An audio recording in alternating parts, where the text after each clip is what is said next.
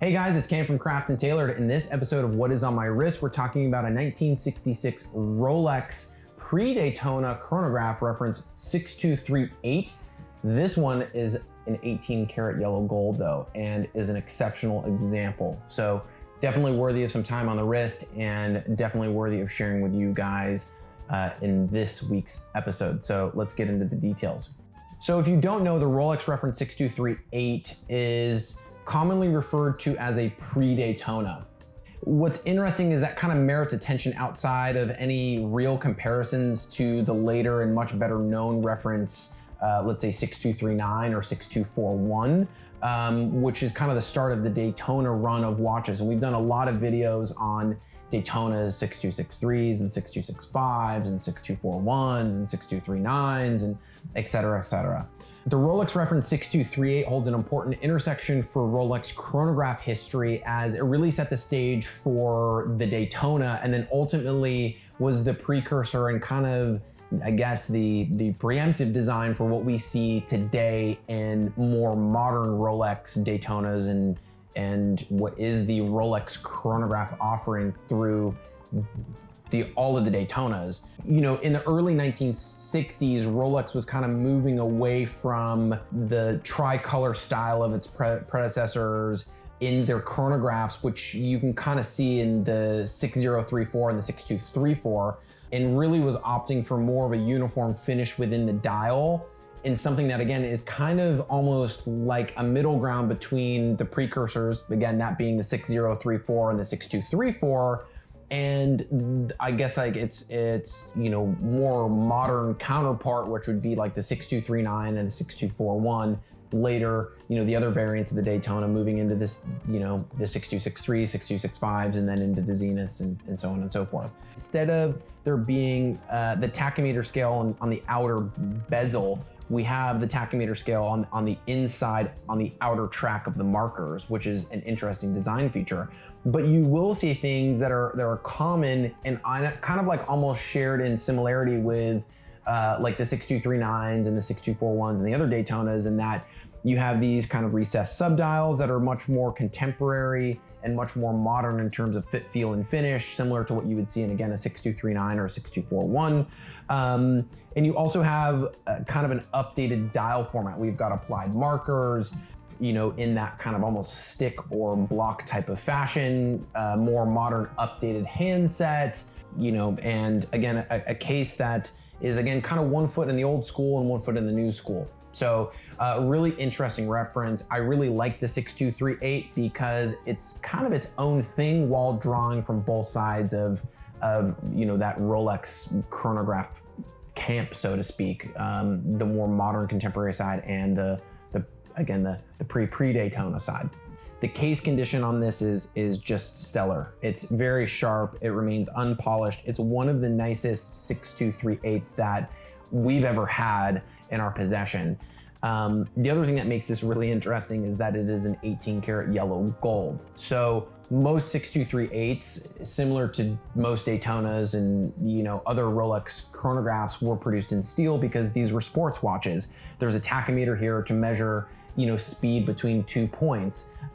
So this was a watch that was made to measure speed and also record time as a stopwatch, essentially. So really an interesting watch from that perspective, because it's produced in 18 karat yellow gold, which is a material that was reserved for more luxurious or more couture watches, if I can say that. But it's no secret that the gold sports watches were produced in limited quantities, and to find a yellow gold Rolex sport watch that is in this condition is getting very, very hard to do. And you'll notice that I keep running my hands over this watch. The watch is so sharp. I mean, it literally, it's a work of art in itself, and the fact that it has survived and kind of maintained this case geometry and the sharpness is just amazing. I like that the dial is a silver satined dial, something that you would see similar into maybe like almost like a Datejust or something like that of this era.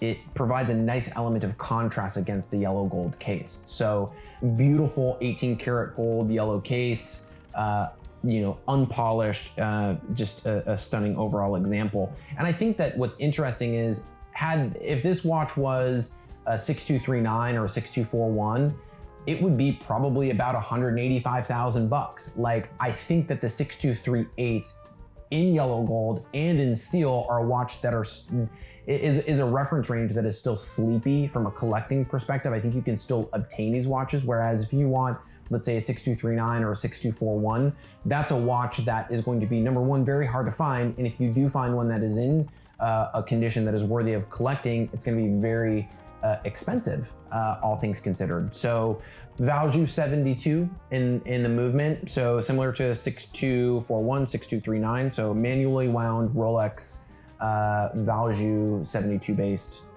movement. Locking crown, right? So screw down crown, which is nice, real crunchy. Love it. Just gonna keep it going.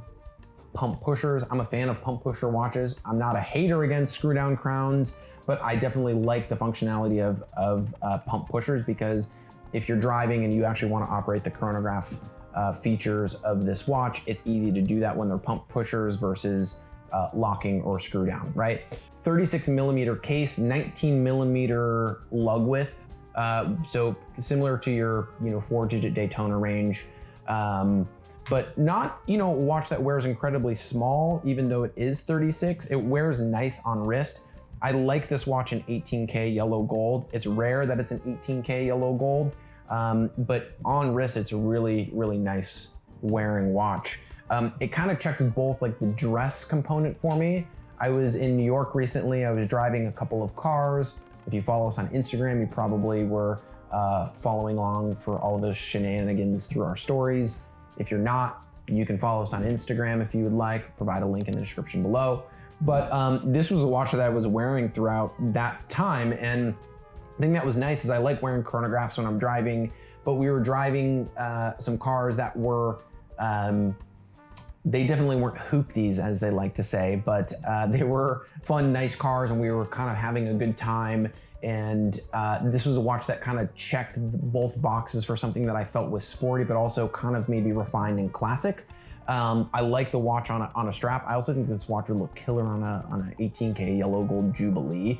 But it's kind of that nice balance between, I would say, something that can be dressy and formal, and also something that is just pure sport. It's a chronograph. So that's kind of why and where I was wearing that watch. And so been enjoying this watch a lot. So in any case, I don't know what more I can really say about this. I just wanted to share it with you. I think it's a reference that is, I don't want to say sleeping, but definitely not looked at as closely as, let's say, like the 6239s and the 6241s.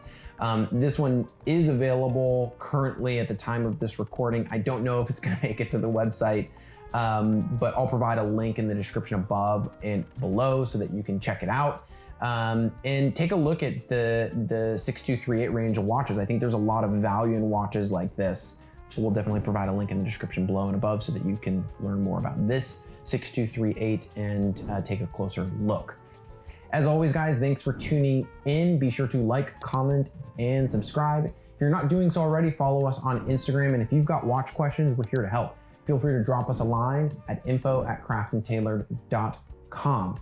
Thanks again for tuning in, guys. I will see you in the next one.